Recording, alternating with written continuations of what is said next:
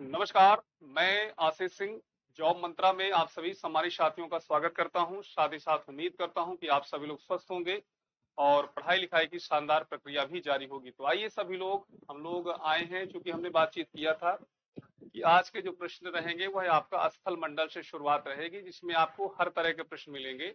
वो चाहे पृथ्वी की संरचना से लेकर के हो या फिर पृथ्वी की जो परतों में पाए जाने वाली असंबद्धताएं हैं या फिर अन्य भी हैं। तो यहाँ पर आप देखेंगे कि सब तरह के प्रश्न हैं। अब आप सभी लोग अच्छे से तैयार हो जाइए। क्वेश्चन लिखा है कि which of the following statements in respect of the landslides are correct. भूस्खलन के संबंध में कौन सा कथन सही है?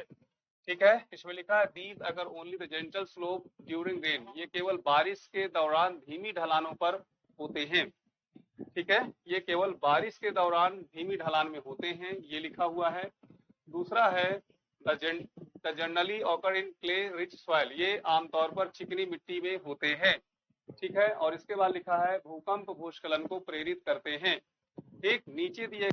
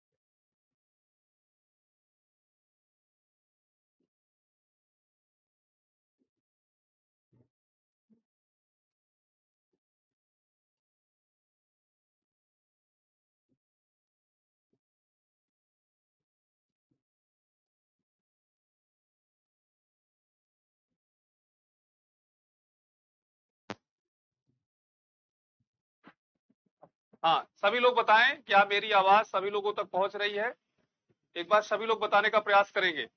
ठीक है, चलिए अगला जो सवाल है यहाँ पर हम लोग देखते हैं। नेक्स्ट क्वेश्चन आपके सामने है, लिखा है consider the following features about the geography.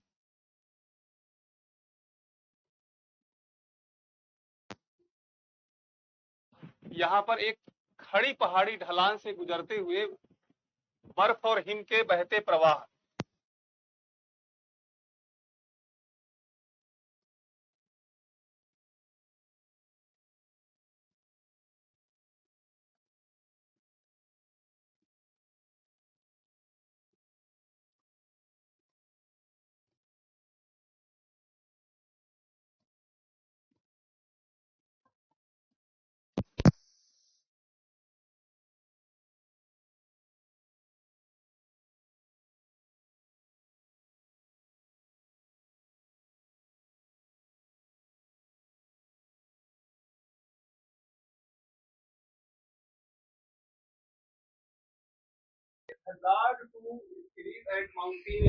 ठीक है,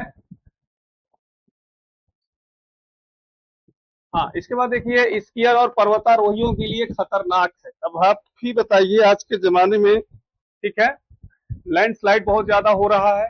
इसी प्रकार से आप देखेंगे तो यहाँ पर एवलांच की जब सामान्य स्थिति बन रही है तो सीधी सी बात है, जो स्केरिंग का काम करते हैं और पर्वतारोही है ना जो है, उनके लिए अवलांच खतरनाक होता है। ये बात बिल्कुल सही है। ओके, इसके बाद देखिए लिखा हुआ है कि इसमें पदार्थों का गिरना है, लुढ़कना है, फिसलना है और बहना शामिल है। आप सभी लोग देखते होंगे कि हिमालय में जब समान रूप से अवलांच आता है या फिर आप देखेंगे लैंडस्लाइड आता है, तो ऐसा बिल्कुल जरूरी नहीं है कि पानी ही नीचे की तरफ आए। आप पत्थरों का भी एक नदी जैसे देख सकते हैं कि पत्थर ढेर सारे नदी के रूप में समान रूप से बहते हुए दिखाई देते हैं। तो इसमें अब आप अगर घूमने गए हैं, अगर आप वहां का समान रूप से पर्यटन के लिए गए हैं, वहां पर स्कीइंग कर रहे हैं, वहां पर आप जो है पर्वतारोहण यानी पहाड़ में चढ़ने का कार्य कर रहे हैं, तो ऐसी स्थिति में आप प्रभावित हो सकते हैं। यस, ये आप सभी लोग देखेंगे कि इसको हम क्या कहते हैं, अवलांच कहेंगे, लैंडस्लाइड कहेंगे, रॉक स्लाइड कहेंगे।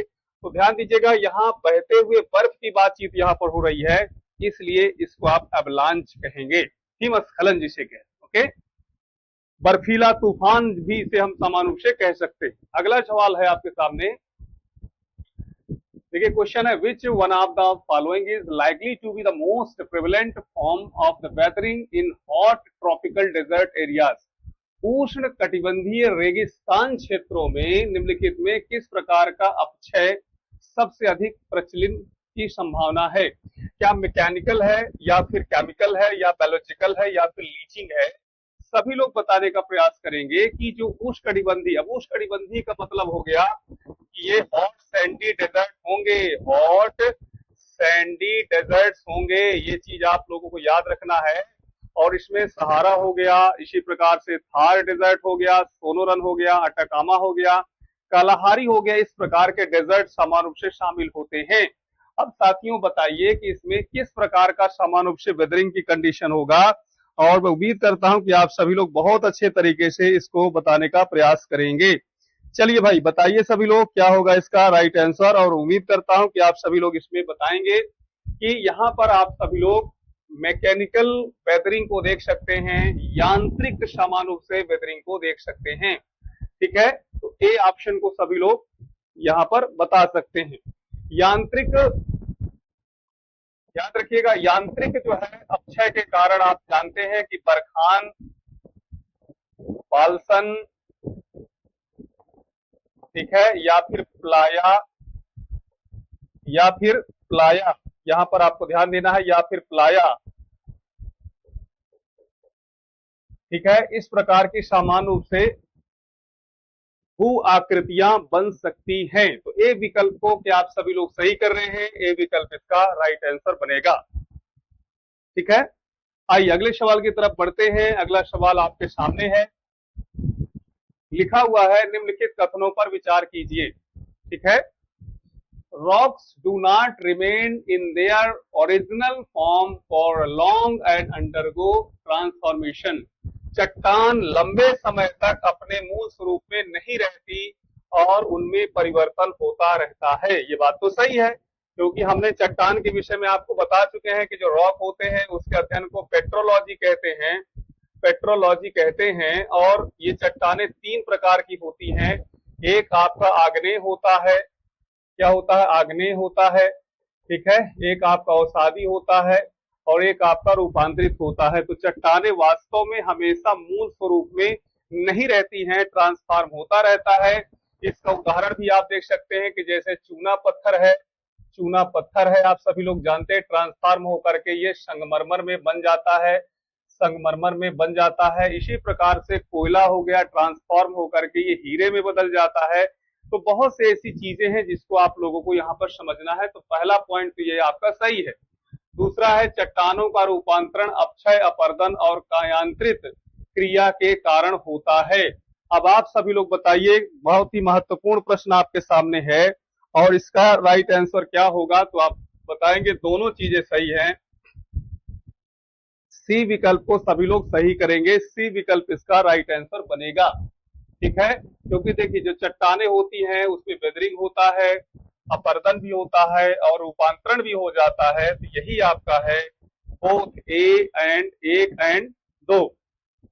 चलिए ठीक है, अगला क्वेश्चन आपके सामने है, लिखा हुआ है, अपक्षय, बृहद क्षरण, अपरदन और परिवहन निम्नलिखित में किस प्रक्रिया के सूचक हैं? क्या ये डेनुडेशन है, या फिर आप देखेंगे एंडोजेनेटिक प्रोसेस है, या फिर डायस्ट्रोफिक है ना है, या फिर माउंटेन बिल्डिंग का काम है? क्या होगा इसका राइट आंसर? और मैं उम्मीद करता हूं कि आप सभी लोग बहुत अच्छे तरीके से इसको बताने का प्रयास करेंगे, और सभी लोग फटाफट बताइए भी क्या होगा इसका राइट आंसर। ठीक है, तो आप सभी लोग जानते हैं कि जो वेदरिंग है, मास वेस्टिंग है, इरोजन है and transportation are indicators of which of the following process, तो आप बताएंगे उसे डेनुडेशन कहते हैं, अनाच्छादन कहते हैं। ए विकल्प इसका सही उत्तर होगा। एक विकल्प जो है आपका इसका सही होगा। अगला क्वेश्चन यहां पर ध्यान दीजिएगा, ऑस्ट्रेलिया में ग्रेट आर्टिशियन बेसिन का मुख्य भाग स्थित है। ठीक है, यहाँ पर आप देखिए पश्चिम ऑस्ट्रेलिया लिखा है, विक्टोरिया लिखा है, क्वींसलैंड लिखा है और उत्तरी क्षेत्र लिखा हुआ है। यदि साथियों समान रूप से हम ऑस्ट्रेलिया को समझने का प्रयास करें तो कुछ इस प्रकार से ऑस्ट्रेलिया आपको दिखता है। ऑस्ट्रेलिया का ये वाला जो भाग है, ठीक है, ये वाला जो है ये नॉर्थ स्टेट है, ये साउथ स्टेट है, ठीक है, इसी तरह से ये वेस्ट स्टेट है। इसको अगर हम समान रूप से देखेंगे तो ये क्वींसलैंड स्टेट है, क्वींसलैंड है, यह न्यू साउथ वेल्स है, ठीक, न्यू साउथ वेल्स है, और ये विक्टोरिया है, विक्टोरिया है। इसी तरह से यहाँ पर आप देखेंगे तो तस्मानिया भी आपको मिल जाएगा।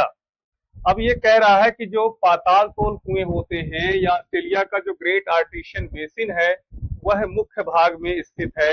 एक आप सभी लोग जानते हैं कि इधर की तरफ एक पहाड़ है जिसे ग्रेट डिवाइडिंग भी कहते हैं, ग्रेट डिवाइडिंग भी कहते हैं, ठीक है, और ये यहाँ पर आपको मिल जाएगा। अर्थात यहाँ पर क्वींसलैंड को सभी लोगों को सही करना है, क्वींसलैंड इसका सही उत्तर बनेगा।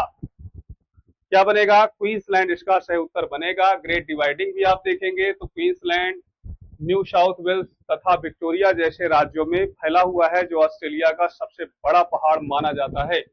इसी प्रकार से यहाँ पर जब समान रूप से आप देखेंगे, यहाँ पर आप देखेंगे तो आपको मिलेगा ग्रेट बैरियर रीफ का नाम सुने होंगे, ग्रेट बैरियर रीफ भी आपको मिल जाएगा जो प्रशांत महासागर में स्थित कोरल सागर पर है। ओके, तो यहाँ पर आप सभी लोग समझ गए हैं, ठीक है। ग्रेट आर्टिशियन जो बेसिन है, याद रखिएगा कम खुदाई पर ही जो है पानी मिल जाता है, और यहाँ पर ढेर सारे पाताल तोड़ कुएं पाए जाते हैं। चलिए अगले सवाल की तरफ बढ़ते हैं। अगला सवाल आपके सामने है, लिखा हुआ है पी तरंगे तेजी से चलती हैं और सतह पर सबसे पहले पहुंचती हैं। आप सभी लोग जानते हैं कि जो अर्थक्वेक होता है, ठीक है, जो अर्थक्वेक होता है जिसे भूकंप कहते हैं, ये पृथ्वी का वाइब्रेशन होता है, यानी वाइब्रेशन ऑफ द अर्थ को ही हम क्या कहते हैं? भूकंप कहते हैं। और भूकंप के अध्ययन को हम सिस्मोलॉजी कहते हैं, सिस्मोलॉजी कहते हैं। भूकंप के अध्ययन को क्या कहेंगे? सिस्मोलॉजी कहते हैं। भूकंप की उत्पत्ति समान रूप से सिस्मिक फोकस से होती है, जिसमें जो ऊर्जा होती है वह 3 प्रकार से बनती है, जिसे हम पी वेव, एस वेव और एल वेव के नाम से जानते हैं। अब क्वेश्चन कह रहा है कि जो प्राइमरी वेव्स होती हैं वो फास्टर होती हैं। याद रखिएगा, जो प्राइमरी वेव होती है वास्तव में सबसे तेज गति से चलती हैं। यह लगभग 10 से 12 किलोमीटर पर सेकंड के हिसाब से चलती हैं, यानी 1 सेकंड में 10 से 12 किलोमीटर तक ये आगे बढ़ जाती हैं। इसलिए रडार स्टेशन में सबसे पहले ये पहुंच जाती हैं। तो ये बात तो सही है। दूसरा है जो P waves can travel through gaseous, liquid and solid materials. ये भी बात सही है कि जो प्राइमरी वेव होती है उनको हम बॉडी वेव भी कहते हैं। पी वेव को हम क्या कहते हैं? बॉडी वेव भी कहते हैं, क्योंकि ये तीनों प्रकार की, यानी ठोस में भी चलती है, द्रव में भी चलती है और गैसियस कंडीशन में भी चलती है। ये भी राइट आंसर है। तो जो तरंगे ठोस में चलती है उन्हें बॉडी वेव भी कहा जाता है, क्योंकि ठोस में चलती है तो बॉडी वेव भी। ओके, तो अब इसके बाद देखिए लिखा हुआ है कि जो seismograph located beyond 145 from epicentre can recorded the arrival of P waves, ठीक है, अधिकेंद्र से एक, याद रखिएगा अधिकेंद्र से 1450 है ना से अधिक दूरी पर स्थित सिस्मोग्राफ पी तरंगों के आगमन को दर्ज करता है। ये भी ऑप्शन है। और इसके बाद P waves have maximum area covered under its shadow zone, यानी पी तरंगों का छाया क्षेत्र सबसे अधिक क्षेत्र को कवर करता है। अब इसमें कौन सा कथन सही नहीं है, इस कथन को समान रूप से आप सभी लोगों को बताना है। तो मैं उम्मीद करता हूं कि आप सभी लोग बहुत अच्छे तरीके से बताएंगे कि इसमें डी आपका ऑप्शन सही नहीं होगा, डी ऑप्शन इसका रॉन्ग ऑप्शन है। ओके, तो डी विकल्प को सभी लोग सही करेंगे। ठीक, अगला क्वेश्चन आपके सामने है, सभी लोग ध्यान दीजिएगा। महाद्वीपीय विस्थापन सिद्धांत सबसे पहले किसने प्रतिस्थापित किया था? Who first proposed the continental drift theory? याद रखिएगा, इसमें लिखा है कॉन्टिनेंटल ड्रिफ्ट थ्योरी। और मैं अब जानना चाहता हूं कि आप जितने भी हमारे साथी हैं, आप सभी लोग इसका आंसर क्या करते हैं, बताइए सभी लोग। इसमें विकल्प तो साथियों दिए हुए हैं, हैरी हेस महोदय साहब दिए हैं, अल्फ्रेड वेगनार दिए हैं, आइजैक न्यूटन दिए हैं, सर टूजो विल्सन साहब दिए हैं। ठीक है, यहाँ पर सभी लोग बताने का प्रयास करेंगे कि आखिर कॉन्टिनेंटल ड्रिफ्ट थ्योरी किसके द्वारा दिया गया है। तो याद रखिएगा 1912 सीई में, ठीक है, 1912 सीई में जर्मनी के भूगोलवेत्ता हैं, जर्मनी के भूगोलवेत्ता हैं, ठीक है, क्या नाम है इनका? अल्फ्रेड वेगनर, अल्फ्रेड वेगनर नाम है। इन्होंने इस थ्योरी को दिया था। अकॉर्डिंग टू अल्फ्रेड वेगनर, पृथ्वी के सभी महाद्वीप जब आपस में जुड़े थे तो उन्होंने इसको पेंजिया कहा था। क्या कहा था? पेंजिया कहा था। और चारों तरफ जो विशाल महासागर था उसे पैंथालसा कहा था, पैंथालसा कहा था। ठीक है, इस पेंजिया का दो भागों में विभाजन होता है और पेंजिया दो भागों में इस तरह से बढ़ जाती है।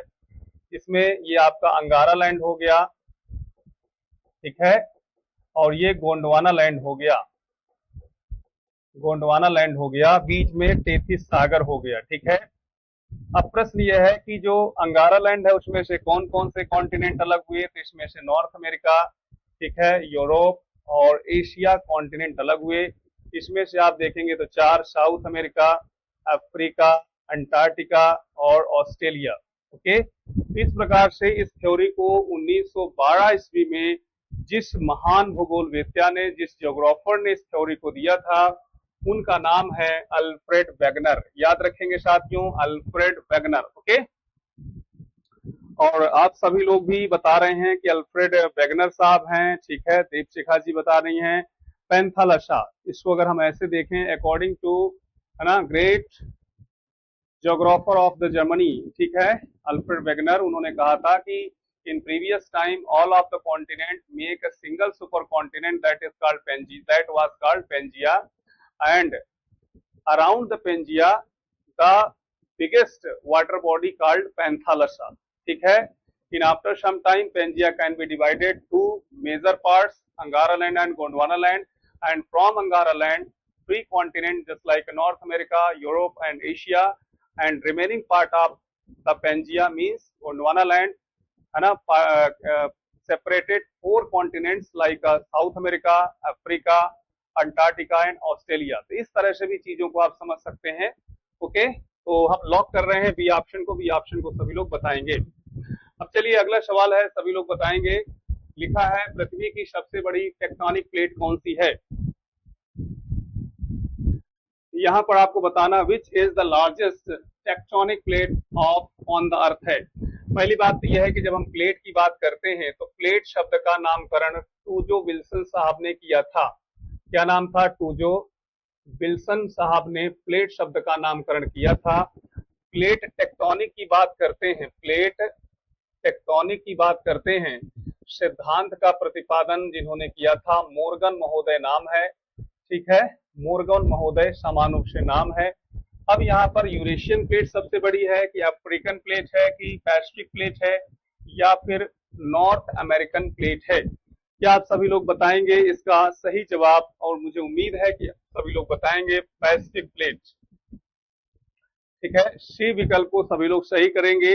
पैसिफिक प्लेट बहुत इंपॉर्टेंट है, ठीक है, और इस प्लेट में आप याद रखिएगा बिगेस्ट वाटर बॉडी के रूप में भी जाना जाता है, बिगेस्ट वाटर बॉडी भी है ना, बिगेस्ट क्या है साथियों?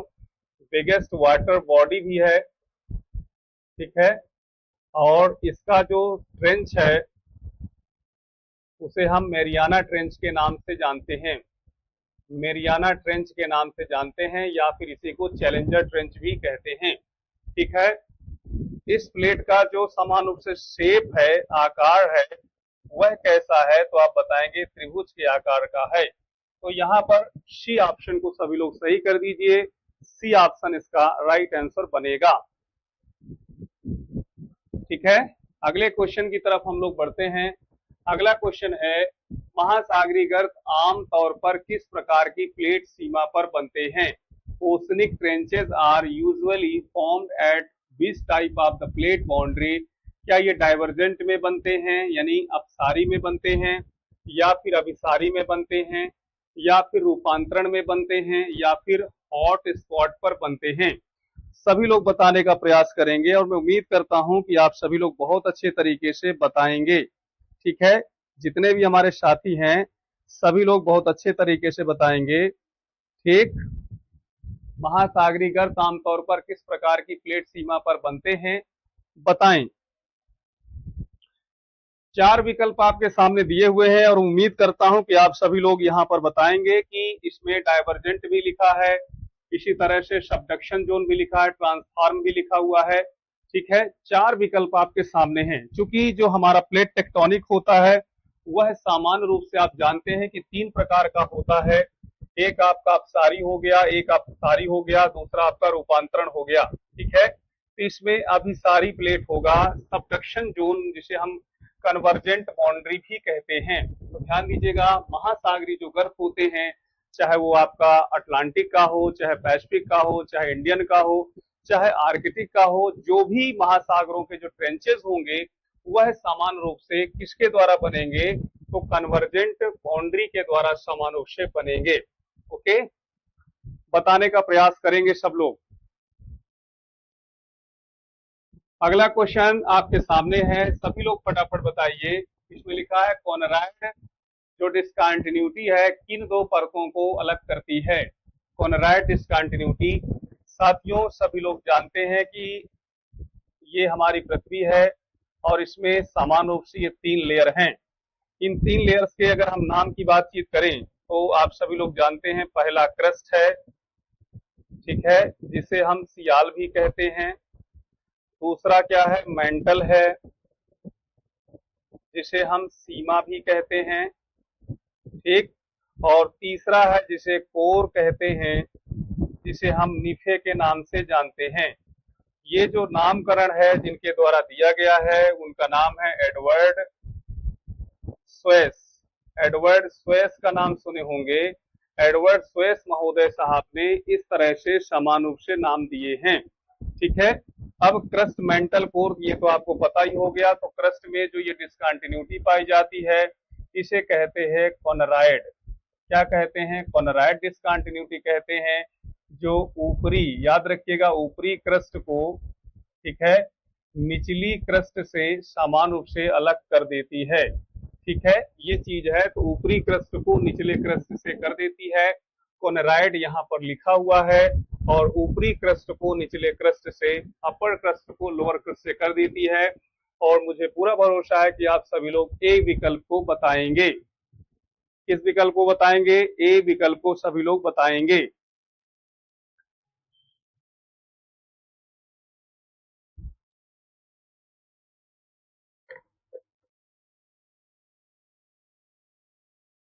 आइए नेक्स्ट क्वेश्चन की तरफ हम लोग बढ़ते हैं। अगला प्रश्न आपके सामने है, San Andreas fault. San Andreas fault किस प्रकार की प्लेट सीमा का प्रसिद्ध उदाहरण है? ठीक है, यहाँ पर सभी लोगों को बताना है कि जो ये महत्वपूर्ण प्रश्न है, सैन एंड्रियास फॉल्ट किस प्रकार की प्लेट सीमा का उदाहरण है। अब इसमें देखिए, डाइवर्जेंट दिया है, कन्वर्जेंट दिया है, ट्रांसफॉर्म दिया है, और इसमें हॉट स्पॉट दिया हुआ है। सभी लोग बताने का प्रयास करेंगे कि इसमें कौन सा रहेगा। ठीक है, तो सैन एंड्रियास जो फॉल्ट है, ठीक है, यह आपका ट्रांसफॉर्म बाउंड्री से संबंधित रहेगा, रूपांतरण सीमा से संबंधित रहेगा। ठीक है, आप सभी लोग जानते हैं कि जो प्लेट टेक्टोनिक है, प्लेट टेक्टोनिक है, ठीक है, इसके समान रूप से 3 है ना, तीन जो है किनारे होते हैं, तीन किनारे होते हैं। एक आपका होता है डाइवर्जेंट हो गया, डाइवर्जेंट हो गया, ठीक है। दूसरा जो आपका हो गया कन्वर्जेंट हो गया, कन्वर्जेंट हो गया। और तीसरा जिसे हम ट्रांसफॉर्म भी कहते हैं, ट्रांसफॉर्म भी कहते हैं, या फिर इसी को हम कंजर्वेटिव भी कहते हैं, कंजर्वेटिव भी कहते हैं। तो ये जो आपका है यह आपका ट्रांसफॉर्म से संबंधित है। सी विकल्प को सभी लोग सही करेंगे, सी विकल्प इसका राइट आंसर है। और बहुत ही अच्छा जवाब दीपशिखा जी ने दिया है। एक अगला सवाल हम लोग देखते हैं, मध्य अटलांटिक कटक किस प्रकार की सीमा का परिणाम है। ठीक है, आप सभी लोग जानते हैं कि महासागर में समान रूप से सबसे बड़ा कटक आपका अटलांटिक महासागर कटक है। तो मध्य अटलांटिक कटक किस प्रकार की प्लेट सीमा का परिणाम है, सभी लोग बताएंगे। क्या इसमें continental to continental convergent boundary है, या फिर ट्रांसफॉर्म बाउंड्री है, या फिर डाइवर्जेंट है, या फिर ओशनिक ओशनिक कन्वर्जेंट बाउंड्री है। तो 4 ऑप्शंस आपके सामने दिए हुए हैं, जिसमें मध्य अटलांटिक की समान रूप से जब बातचीत करते हैं, किसकी बातचीत करते हैं, मध्य अटलांटिक की बातचीत करते हैं, तो इसमें आप सभी लोगों को बताना है कि डाइवर्जेंट बाउंड्री का समान रूप से परिणाम है, यानी अपसारी सीमा का ये परिणाम है। और साथियों यह आपका सभी लोग ध्यान दीजिएगा अंग्रेजी वर्णमाला के एस अक्षर की तरह दिखता है, ठीक है। ये भी आपको विशेष रूप से याद रखना है। तो इसमें सी विकल्प आपका राइट रहेगा। कौन सा रहेगा, सी ऑप्शन इसका सही आंसर रहेगा। चलिए बहुत अच्छी बात है, अगले सवाल की तरफ हम लोग बढ़ते हैं। अगला सवाल है, लिखा हुआ है पृथ्वी की किन दो परतों के बीच सीमा पर स्थित होती है, यानी पृथ्वी की कौन सी दो परतें हैं जिनके बीच में सीमा स्थित होती है। ठीक है, क्या क्रस्ट और मेंटल के बीच में है, क्या सियाल और निफे के बीच में है, आउटर कोर और इनर कोर के बीच में है, या लिथोस्फीयर और स्टेनोस्फीयर के बीच में है। ठीक है, आप सभी लोग ध्यान दीजिएगा कि जो क्रस्ट होता है इसी को लिथोस्फीयर कहते हैं, और स्टेनोस्फीयर जो होता है वह है गर्म गलित वाला पदार्थ, गर्म गलित है ना, गलित वाला लेयर होता है जिसके ऊपर क्रस्ट तैरती है। अब इसमें प्रश्न आप सभी लोगों को बताना है कि इसमें सीमा की जब बात करते हैं, किसकी बात करते हैं, सीमा की जब बात करते हैं, तो आप सभी लोग जानते हैं कि ये 3 परतें हैं, इसको हम सियाल कहते हैं और इसी को तो हम सीमा कहते हैं। तो सीमा जो है आपका मध्य परत है, क्या ये क्रस्ट और मेंटल के बीच में है, क्या बिटवीन सियाल और निफे के बीच में है, आउटर कोर और ये कोर, ये तो आपका होगा ही नहीं। ठीक, क्या स्टेनोस्फीयर और लिथोस्फीयर के बीच में है, तो आप सभी लोगों को बताना है कि यह तो निफे के बीच में भी नहीं है, क्रस्ट और मेंटल के बीच में होगी। चलो ठीक है, ये भी बात हो गया। और लिखा हुआ है बिटवीन लिथोस्फीयर एंड स्टेनोस्फीयर, यहाँ से 2 ऑप्शन तो आपके गायब हो गए हैं। अब इसमें सभी लोगों को बताने का प्रयास करना है कि सही उत्तर कौन सा होगा। तो आप सभी लोग जानते हैं कि ये जो आपका सीमा है, ठीक है, सियाल और इसके बीच में है, इसलिए क्रस्ट और मेंटल के बीच वाला आप सभी लोग बताएंगे। ठीक है, ए विकल्प इसका राइट आंसर बनेगा। आगे बढ़े, अगला क्वेश्चन आपके सामने है। एक लिखा हुआ है पृथ्वी के क्रोड में किन 2 खनिजों की प्रधानता के कारण इसे निफे कहा जाता है। Due to the predominance of which 2 minerals in earth core is it called nife. सभी लोग फटाफट बताने का प्रयास करेंगे।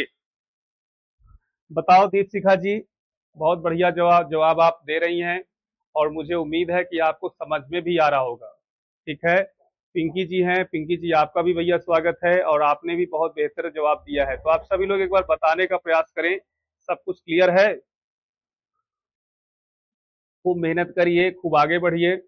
कहा भी गया है कि सीमा नहीं लिखी जाती कागज खिंची लकीरों से, ये घटती बढ़ती रहती है वीरों के शमशीरों से। तो आप बहादुर लोग हैं, है ना, विद्वान जन हैं, सभी लोग इसमें बताने का प्रयास करेंगे।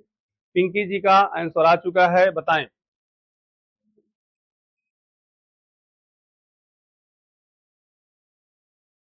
चलिए भाई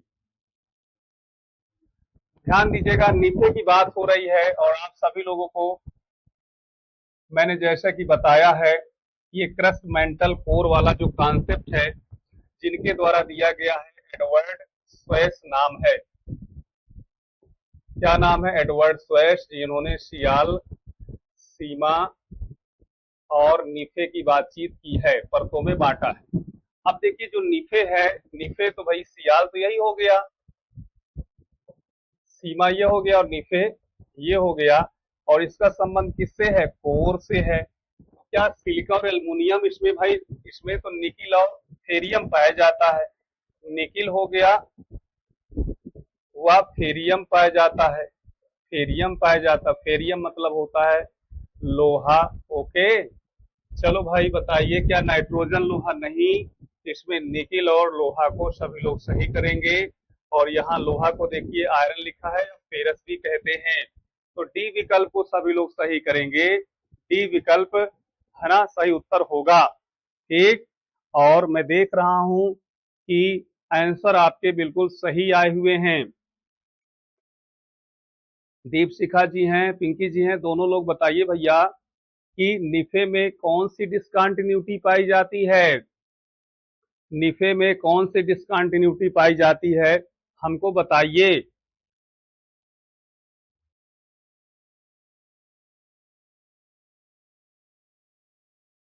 बताने का प्रयास करेंगे कि जो निफे है, जिसको हमने आपको बताया, इसमें कौन सी डिसकंटिन्यूटी पाई जाती है। इसको आप सभी लोग देखिए, मैं अलग तरीके से आपको बता रहा हूं, थोड़ा ध्यान दीजिएगा। कि जैसी हमारी पृथ्वी है और इस पृथ्वी में ये समान रूप से 3 लेयर हो गई। एक, इसको आप सभी लोग जानते हैं कि ये क्रस्ट है पहली वाली, दूसरा है मेंटल है, और तीसरा जो है कोर है।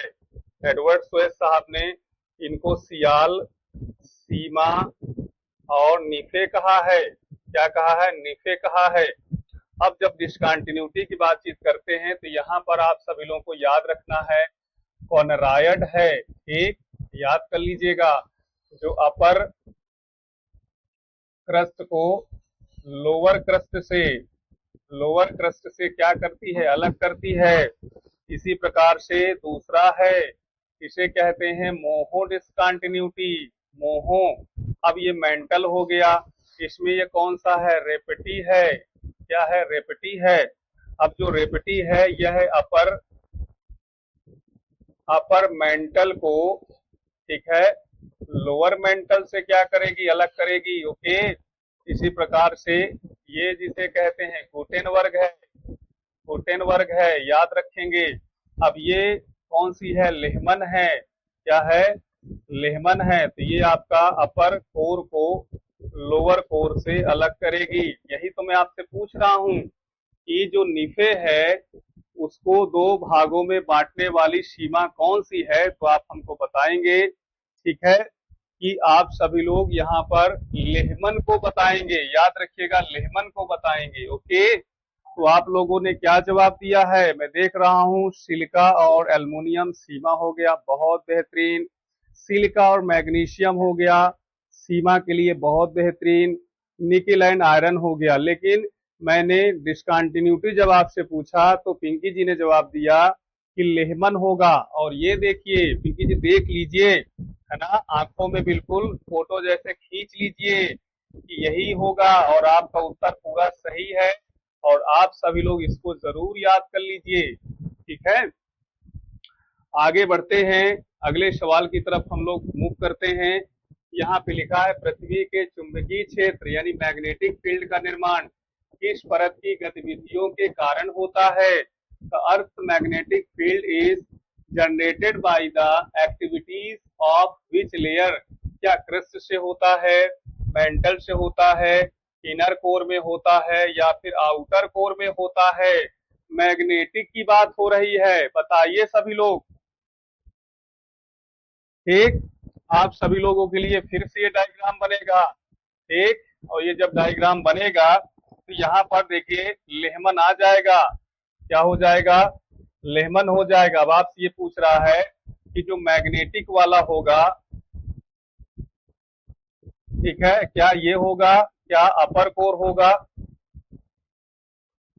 या फिर ये लोअर कोर होगा? बताओ भैया, सभी लोग जानते हैं कि जो कोर है ये दो भागों में बटा हुआ है। कोर जो है एक मैग्नेटिक के लिए है ना, मैग्नेट के लिए है, और दूसरा प्लाज्मा की अवस्था वाला है। प्लाज्मा का नाम सुने हैं? प्लाज्मा की अवस्था में भी आप सभी लोग जानते हैं कि लोअर आपका पाया जाता है। तो प्लाज्मा पदार्थ की चौथी अवस्था होती है। Plasma is the fourth state, है ना। और इसमें पदार्थ ना तो एब्सोल्यूट सॉलिड हो सकता है और ना ही एब्सोल्यूट लिक्विड हो सकता है। अब आप बताइए कि इसमें सही उत्तर कौन सा होगा। तो आपने सी ऑप्शन को लगाया है। अब हम देखना चाहेंगे कि कौन सा होगा। तो आंतरिक कोर, बहुत बेहतरीन जवाब, बहुत ही शानदार जवाब है कि जो मैग्नेटिक फील्ड होगा वह कोर में होगा, लेकिन आपका इंटरनल कोर में होगा। इस पॉइंट को सही आपको करना था और आपने बिल्कुल सही किया है। क्लियर? आगे बढ़े। आज मैं देख रहा हूं कि बहुत ही बेहतरीन तरीके से आप सभी लोग जवाब दे रहे हैं। और एक चीज याद रखिएगा, हम लोग चैप्टर वाइज ही चलेंगे। जैसे पृथ्वी की संरचना लिथोस्फीयर में हमने स्टार्ट किया है पृथ्वी की संरचना के संबंध में। अभी डिस्कंटिन्यूटी और लेयर्स के विषय में पढ़ रहे हैं। जब हम कल आगे बढ़ेंगे तो इसमें वोल्केनो को शामिल करेंगे, ठीक है, और इसमें अर्थक्वेक को शामिल करेंगे, ठीक है। यहाँ पर आप देखिए किस प्रकार से बहुत ही बेहतरीन तरीके से जवाब भी दे रहे हैं और आपको अच्छा भी लग रहा होगा। अब हमको बताइए लिथोस्फीयर में कौन सा भाग शामिल होता है। Which part are included in the lithosphere? केवल क्रस्ट होता है, केवल मेंटल का ऊपरी भाग होता है, या क्रस्ट मेंटल कोर सब होते हैं? क्रस्ट ऊपरी ठोस मेंटल होता है, ठीक है। पहली बात तो यह है कि लिथोस का मतलब है, लिथोस मतलब होता है सॉलिड। क्या होता है? सॉलिड होता है। ओके, तो लिथोस ये हो गया। और स्फीयर मीन्स होता है मंडल, यानी ठोस मंडल। ठोस मंडल क्या है? जो समान रूप से ठोस हो। तो क्रस्ट भी ठोस है, लेकिन मेंटल का भी तो अपर वाला जो भाग है वो ठोस है, ठीक है। तो अब बताइए क्या सिर्फ और सिर्फ क्रस्ट शामिल है? क्या मेंटल का ऊपरी भाग सिर्फ है? ओनली लिखा है, तो ये ओनली लिखा, ये तो गलत हो गया भैया। तीनों तो हो ही नहीं सकते हैं। अब क्रस्ट और ऊपरी ठोस मेंटल, ये लीजिए इसका सही उत्तर आ गया। आप सभी लोग डी विकल्प को लगाएंगे। डी विकल्प इसका राइट ऑप्शन बनेगा। ठीक, ध्यान दीजिएगा सभी लोग। लिथोस्फीयर मतलब होता है जो सॉलिड से बना हो। ठीक, अगला है महाद्वीपीय क्रस्ट की औसत मोटाई लगभग कितनी किलोमीटर है? किसकी बात की जा रही है? महाद्वीपीय क्रस्ट की मोटाई लगभग कितने किलोमीटर है? अब यहाँ पर ध्यान दीजिएगा कि जैसे महाद्वीपीय लिखा हुआ है, देखिए इसको थोड़ा और सरल कर लीजिए, और थोड़ा सरल कर लीजिए। महाद्वीपीय है ना, महाद्वीपीय की जगह आप लिखिएगा कि स्थल, है ना, जो स्थलीय प्लेट है, जो स्थलीय प्लेट है इसकी औसत पूछ रहा है। औसत पूछ रहा है भाई, ठीक है, औसत पूछ रहा है। हम तो आपको अधिकतम भी बताना चाहते हैं, हम तो आपको अधिकतम भी बताना चाहते हैं। ये दोनों को भी ध्यान दीजिएगा, ठीक है। तो यहाँ पर आप सभी लोग जानते हैं कि महाद्वीप की जो औसत जो है, आप देखिएगा औसत की बात की जा रही है, तो क्या 5 किलोमीटर के आसपास है? क्या आपको 35 किलोमीटर है, अराउंड 100 किलोमीटर है, या फिर 200-2900 किलोमीटर? तो ध्यान दीजिएगा, आप सभी लोगों को याद रखना है कि हमारी जो ये पृथ्वी है इसमें 3 परतें पाई जाती हैं। जब 3 परतें पाई जाती हैं तो क्रस्ट का औसत जो होता है वह 30 से 35 किलोमीटर तक होता है औसत। लेकिन जब हम अधिकतम की बात करते हैं ना तो 100 किलोमीटर तक होता है। याद रखिएगा, 100 किलोमीटर तक होता है। और 100 किलोमीटर की गहराई में टेम्परेचर जो होगा ना वह भी आप जान लीजिए 600 से 1200 डिग्री सेंटीग्रेड का टेम्परेचर हो जाता है। इसलिए आप सभी लोग औसत की जब बात करें तो बी विकल्प को बताएंगे। औसत की बात की जा रही है ना, तो बी विकल्प को आप सभी लोग बताइए। अधिकतम की बात करता, देखिए औसत की जगह क्या कर देता, अधिकतम अगर कर देता तो फिर भैया आपको 100 लगाना था ना, कितना 100 लगाना था। और 2900 किलोमीटर तो मेंटल का है, 2900 किलोमीटर तो क्या है, मेंटल का है, ये आप सभी लोग को ध्यान रखना है। इसलिए क्रस्ट की जब बात की जा रही है तो बी विकल्प इसका राइट ऑप्शन बनेगा। ठीक, अगला प्रश्न आपके सामने है, सभी विद्वान जन को है ना बताएंगे, सियाल मुख्य परत के रूप में किन तत्वों से बनी होती है। ठीक है, तो ये आप जानते हैं कि जो सियाल है, ठीक है, इसी तरह से सीमा है एक, और एक है निफे है। आप सभी लोगों को तो सवाल में ये पूछ रहा है, लेकिन आपको तो पूरा का पूरा क्लियर हो गया होगा, क्लियर हो गया है ना, शुरुआत में ही मैंने आपको बताया था। हाँ, कोई बात नहीं, कोई बात नहीं, समझना जरूरी है ना। अधिकतम कितना होगा, औसत कितना होगा, दोनों बात अलग अलग होती हैं। ठीक, इसी प्रकार से सियाल में सिलिकॉन और एल्युमिनियम ही होगा ना, सियाल में सिलिकॉन और एल्युमिनियम होगा। ये आप सभी लोग इसको बी विकल्प को सभी लोग सही करेंगे। बी विकल्प इसका राइट ऑप्शन होगा कि नहीं होगा, बताएं। बी विकल्प इसका राइट ऑप्शन साथियों बनेगा। बहुत बेहतरीन, बहुत बेहतरीन, अच्छा लग रहा है। डेली इसी तरह से आप सभी लोग है ना अपनी क्रमबद्धता को बनाए रखिए। और बड़े बुजुर्गों ने कहा है कि जो सफलता की चाबी होती है ना, रेगुलरिटी होती है, ये बात सही है। ठीक, पृथ्वी की बाहरी कोर किस अवस्था में है, पृथ्वी की बाहरी कोर देखिए पूछ रहा है। अब ये पृथ्वी बनाइए, तुरंत इसको 3 भागों बांटिए, और यहाँ पर कोर की बात कर रहा है तो यहाँ लेहमन लिख दीजिए। ठीक है, ऐसे ही सवालों को सॉल्व करिएगा। अब ये भैया बाहरी कोर हो गया और ये निचला कोर हो गया। ठीक है, अब यही तो पूछ रहा है, बाहरी कोर किससे बना है, तरल है, ठोस है, गैसीय है, अर्ध तरल है, अर्ध तरल है। याद रखिए, इसी को प्लाज्मा की अवस्था कहते हैं। क्या कहते हैं, प्लाज्मा की अवस्था कहते हैं। इसलिए डी ऑप्शन को लगाएंगे। और निचला वाला तो मैग्नेटिक है, मैग्नेटिक है कि नहीं है, ठीक है, इसलिए डी विकल्प को जो लगाएंगे सभी लोग सही होंगे, और सभी लोग डी विकल्प को आप बता सकते हैं। चलिए ठीक है, अगला सवाल सभी लोग फटाफट बताएंगे। जब दो प्लेटें एक दूसरे से दूर जाती हैं तो उस सीमा को क्या कहा जाता है, बताएंगे। ठीक है, मान लीजिए जब दो प्लेटें एक दूसरे से दूर जाती हैं तो उसे क्या कहते हैं। अभिसारी सीमा, अपसारी सीमा, रूपांतरण सीमा या फिर स्थिर सीमा, तो आप सभी लोग बताएंगे भैया कि अपसारी, अप मतलब होता दूर जाना। जैसे आपने पेरी का नाम सुने होंगे और एप्पी का नाम सुने होंगे। पेरी मतलब नजदीक और एपी मतलब दूर, है ना। इसी तरह से पेरजी का नाम सुना होगा और अपोजी का नाम सुना होगा, अपोजी। ओके, तो पेरी मतलब नजदीक, अपोजी मतलब दूर, अपसारी यानी डाइवर्जेंट। ओके, तो इसलिए बी विकल्प को सभी लोग सही करेंगे। बी विकल्प इसका राइट ऑप्शन बनेगा। चलिए, बहुत बढ़िया, बहुत बढ़िया जो है जवाब मिल रहा है। इसी प्रकार से आप सभी लोग ध्यान दीजिए, पृथ्वी की आंतरिक संरचना को मुख्य रूप से 3 परतों में बांटा गया है। तो किसने बांटा है बताइए। अभी तक के, अगर शुरू से लेकर अभी तक अगर आपने हमको अच्छे से पढ़ा होगा तो अब आप यहाँ पर ये जवाब अपने से दोगे और बेहतर तरीके से दोगे, गलत नहीं होना चाहिए।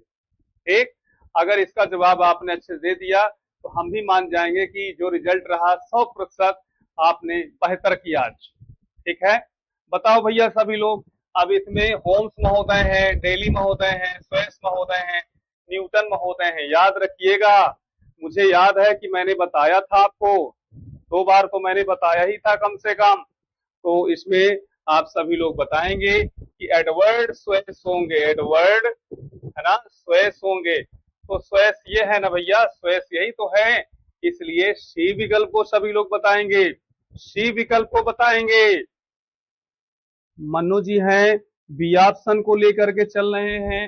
अरे भाई, है ना, एडवर्ड स्वेस मैंने बताया नहीं था, मुझे खूब याद है कि मैंने एडवर्ड स्वेस कई बार आपको बताया है। चलिए मैं दिखा देता हूँ आपको फटाफट, है ना। चलिए मैं आपको दिखा देता हूँ कहां पर मैंने बताया। ये देखिए यहाँ लिखा हुआ है, ये देखिए यहाँ पर लिखा हुआ है एडवर्ड स्वेस लिखा है ना। तो फिर गलती क्यों हो रही है? तो फिर गलती साथियों क्यों हो रही है? इस तरह गलती मत करो, है ना। ऐसे गलती हमको भी अच्छा नहीं लगता है कि आप सभी लोग इस तरह गलती करो। ओके, तो इसलिए क्या सभी लोग सी ऑप्शन को लगा रहे हो? सी ऑप्शन को लगाइए। चलिए इसके बाद देखिए अगला सवाल है, सभी लोग ध्यान दीजिए। हिमालय पर्वत श्रृंखला किस प्रकार की प्लेट सीमा का उदाहरण है?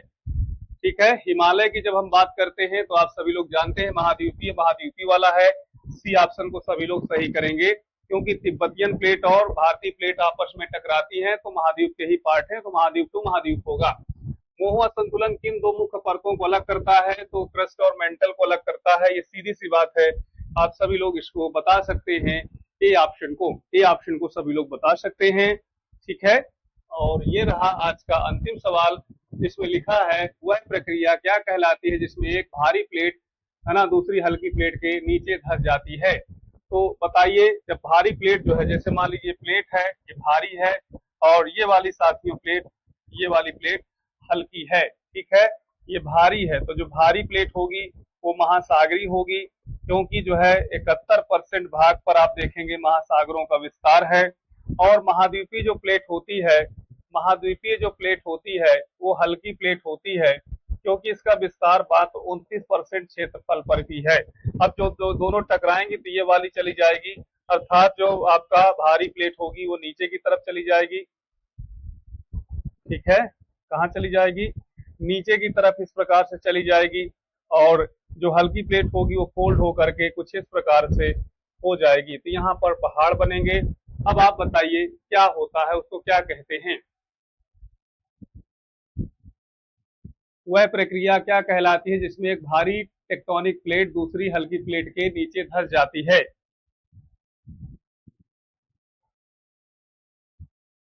चलिए भाई, सभी लोग बताने का प्रयास करेंगे, तो मैं उम्मीद करता हूं कि कन्वर्जेंट बताएंगे। कन्वर्जेंट होता है, देखिए एक डाइवर्जेंट भी दिया है, एक कन्वर्जेंट भी दिया है, तो इसका मतलब आप सभी लोग को बताना है कि अभिसरण सीमा होगा। क्या होगा? अभिसरण सीमा होगा। ये अपसरण है और ये अभिसरण होगा। तो ठीक है, तो आई होप कि आप सभी लोग बहुत बेहतरीन तरीके से चीजों को समझे होंगे।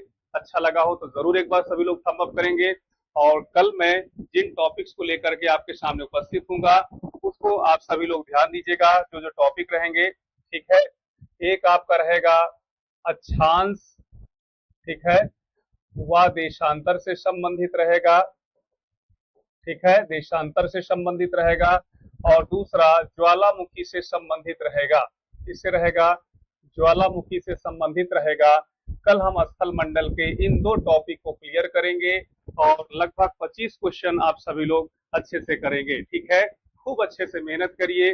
बस हमारा यही काम है, हमारे जॉब मंत्रा में, है ना, हमको कहा गया है ना, कि आप जो है एजुकेटर के रूप में जो है ना, जो भी हमारे परीक्षार्थी हैं, अभ्यर्थी है, उनके लिए तैयारी करवाइए। तो आप सभी लोग, ठीक है, संस्था से जुड़े ही हैं। बाकी अन्य जो साथी हैं 92 50 30 54 50, किसी भी प्रकार की वैकेंसी के विषय में, किसी प्रकार के समान रूप से जानकारी के लिए आप जरूर इस नंबर पर कॉल कर सकते हैं या फिर मैसेज कर सकते हैं। ठीक है, लास्ट में मैं इन शब्दों के साथ समाप्त करूंगा कि ये मुझे गुमा होगा कि आपके कंधों में सितारे।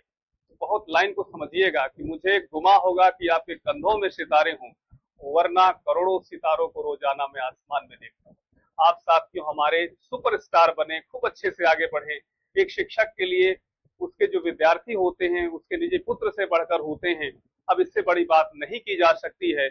आप मेहनत करिए, किसी भी प्रकार की कोई प्रॉब्लम बिल्कुल नहीं आने दिया जाएगा। बेहतरीन तरीके से तैयारी करके आपकी सफलता को, है ना, बिल्कुल प्रतिस्थापित किया जाएगा। ठीक है, अपना ख्याल रखिए, पढ़ते लिखते रहें। जय हिंद।